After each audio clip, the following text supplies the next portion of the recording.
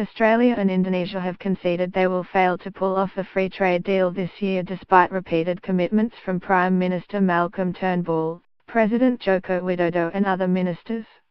The failure to meet the end-of-year deadline is embarrassing for the Australian government, which had used the proposed free trade deal, Indonesia's first in almost a decade, to spruik the improving relationship between the two countries. I won't sacrifice the quality of the agreement for speed.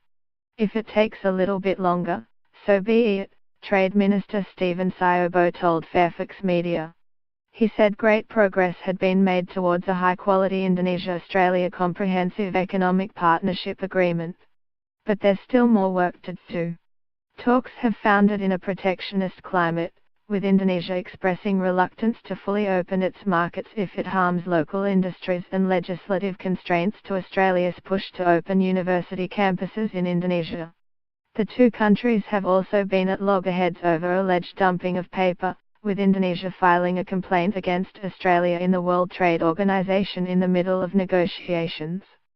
The economic relationship between Indonesia and Australia is notoriously lackluster given they are close neighbours, with successive Australian ministers describing it as undercooked. In 2016, Indonesia was only Australia's 13th largest trade partner, with a paltry 2.3% share of total trade. When President Joko visited Sydney in February, Mr. Turnbull said the two leaders were very committed to concluding a high-quality bilateral free trade agreement by the end of this year.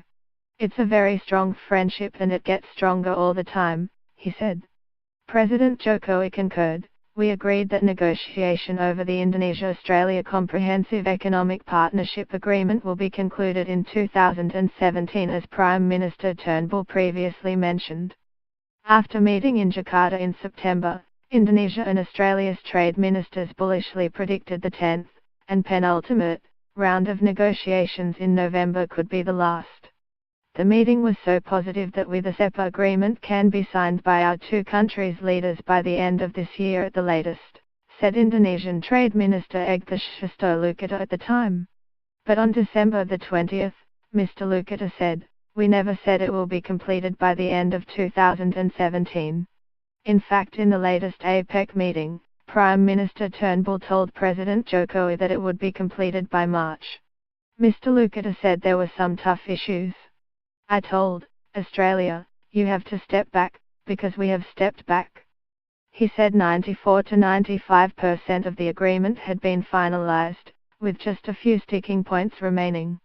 Actually they, Australia, want to invest, they want more shares, but we only want to grant this much.